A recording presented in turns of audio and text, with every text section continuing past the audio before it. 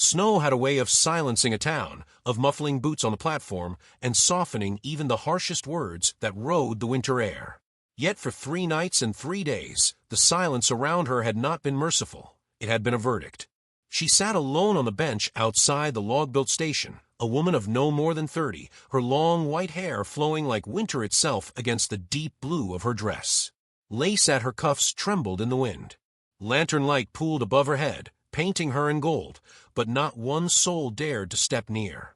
The trains had come and gone, iron monsters shrieking into the dusk. Men had carried crates, women had gathered their parcels, children had laughed and wept and clung to mother's skirts. Each time a door opened, a draft of warmth and belonging spilled onto the platform. Each time, she had remained outside in the cold, eyes lowered, hands folded tightly in her lap, as though prayer alone might deliver her from exile. No one had reached for her hand. No one had spoken her name. The townsfolk did not whisper quietly enough. She heard the words they thought were hidden in breath, cursed, unnatural, touched by something best left alone. Her white hair, gleaming even in shadow, was to them a mark of ill fortune. The men averted their eyes, the women turned their children away. She had once been a child herself, desperate for kindness, but in this place she was nothing but a warning. She had tried in the beginning to smile at passers-by, to offer help when an old man dropped his parcel, to hum quietly in the hope that her voice might soften their judgment. Yet each gesture had been returned with suspicion, sometimes even cruelty. By the second day, she had grown still, conserving her dignity the way one conserves a dwindling flame. Hunger gnawed at her, but pride kept her seated upright on the bench. Better to starve in silence than beg in vain. On the 3rd evening, as the sun bled its last light across the snow, a figure appeared at the far end of the platform. He walked with the weight of miles behind him, a tall man in a long green duster, boots thick with mud, the brim of his hat shadowing a weather-beaten face. A revolver sat easy at his side, though the set of his shoulders spoke of a man who preferred silence over violence. Beside him trotted a girl, 7 years old at most, her hair a tumble of golden waves beneath a knitted bonnet. She clutched his hand as though it were the one steady thing in a shifting world.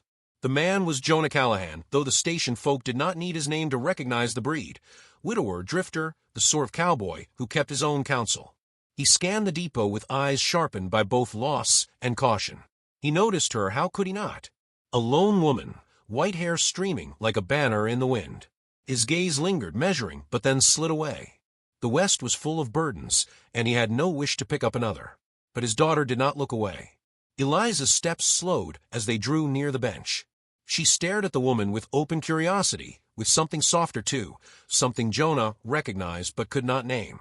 Children, he knew, were quick to see what adults had long trained themselves to ignore. The woman kept her head bowed, as though afraid to meet their eyes and confirm their judgment.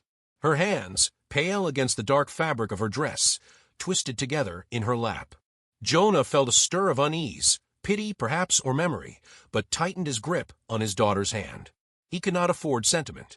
He was moving west, and sentiment had no place on the trail. Yet Eliza's small fingers slipped free from his grasp. Before Jonah could stop her, she stepped toward the bench, her boots crunching against the frost. The woman looked up, startled, as the child climbed onto the seat beside her. For a moment neither spoke. Snowflakes drifted between them like falling stars. Eliza reached out, tentative at first, then with a kind of innocent certainty, and slipped her mittened hand into the woman's cold palm. The woman gasped, a soft, trembling sound that seemed to come from years of silence cracking open. Her lips parted, words barely more than breath. "No one's wanted me for 3 days." Jonah heard it, though he wished he had not. The confession pierced the air like a knife. He shifted uncomfortably, scanning the platform for the eyes he knew were watching. Town gossip fed on such moments, and he could already feel the weight of their stares pressing down. Eliza, unbothered by such things, tilted her face upward and spoke with the solemnity only a child could summon. "Be my mama." The words hung there, pure and startling as bells in the snow. Jonah froze, torn between the urge to pull his daughter back and the sudden, disquieting recognition that the girl's longing was a mirror of his own. Around them, whispers rose like wind through dry grass. The lantern above swung gently, casting light across 3 figures caught in a moment that could not be unseen. The woman blinked, tears brimming, caught between disbelief and fragile hope. Jonah clenched his jaw, every instinct urging him to end it, to walk away. And yet, in the hush of that snowy platform, with his daughter's hand binding them, something he could not yet name began to shift inside him. The night deepened, the tracks stretching westward into darkness, waiting. Jonah pulled his daughter back as though burned, his hand firm on her shoulder, his voice low and gruff.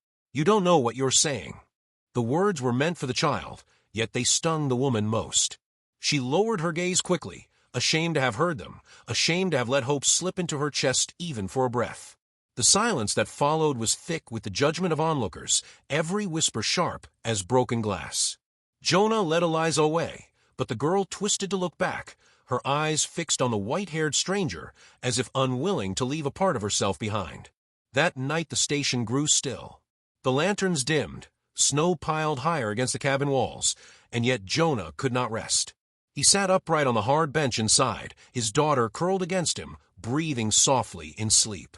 Through the frosted glass, he could see her, still seated alone on the platform, her figure thin against the dark, her white hair glowing faintly under the moonlight.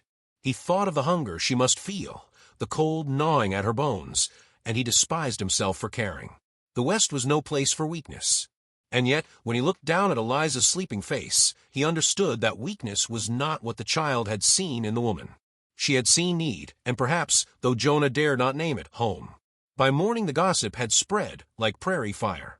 Callahan's girl begged the ghost woman to be her mama, they said. Poor child doesn't know better.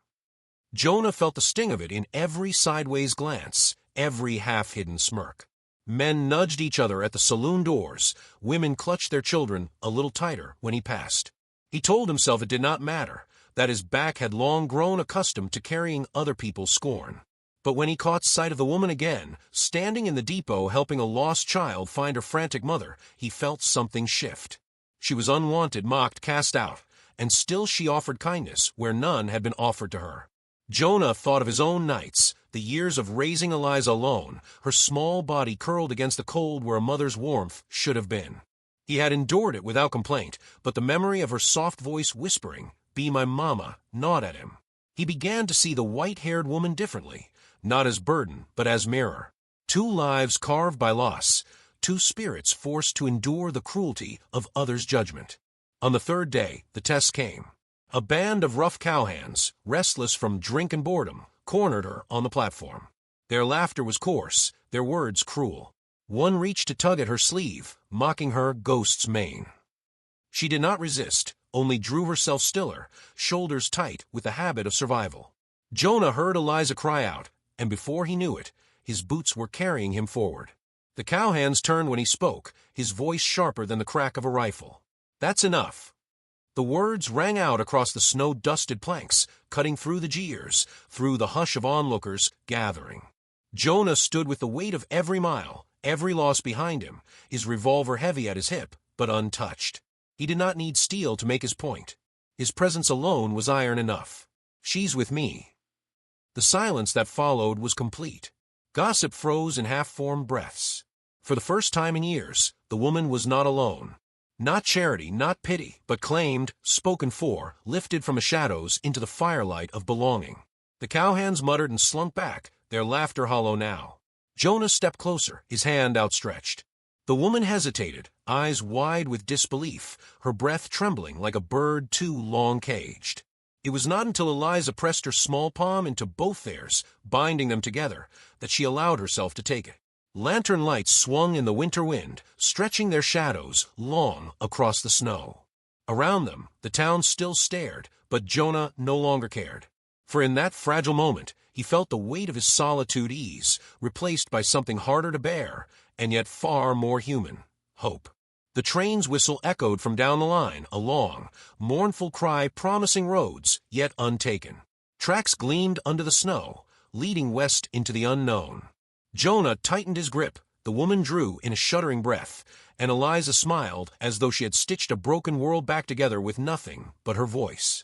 The train was coming, and when it did, the question would not be whether they left this town behind, but whether they could carry one another forward into the wilderness, bound now by something the world could not name, but could no longer deny.